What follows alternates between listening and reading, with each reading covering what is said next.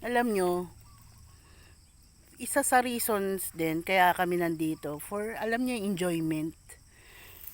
Kaya lang, pag dumarating ka doon sa lupa mo, 'di ba? Tas nakikita mo, nag-aabang ka ng bunga na sa tingin mo ay pwede nang kuhanin, bigla ka namang na-intercept, may nanguha agad. 'Di ba nakaka-frustrate 'yon on my end, on our end, lalong-lalo na do sa mother ko. Nag-e-expect siya ng dragon fruit na makakain niya.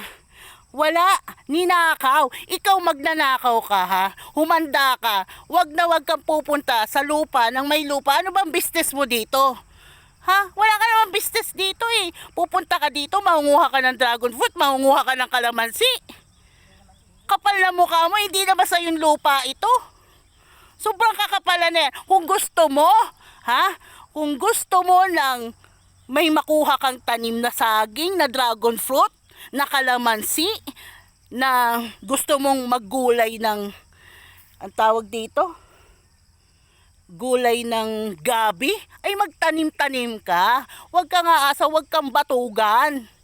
Kung gusto mong kumain, magsarili ka, magsikap kang magtanim. Huwag yung pupunta ka lang dito, magtititingin ka.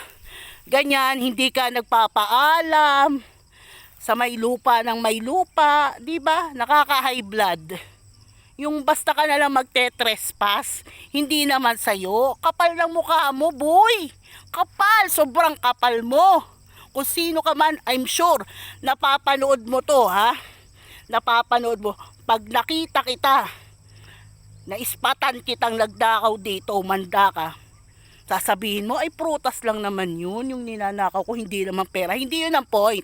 Ang point doon, nagnanakaw ka ng hindi iyo. Ha? Oo, for now, prutas lang. E paano sa banda-banda doon, di ba? Kaya kung makonsensya ka, ha? Darating ang point, yung mga ninakaw mo, nako, mas matindi pa ang mananakaw sa'yo. Baka buhay ang nakawin sa'yo. Matakot ka sa mga pinagsasabi ko. Dahil pag ako ang nagsabi, tinautotohanan ko. Kahit kamag-anak kita.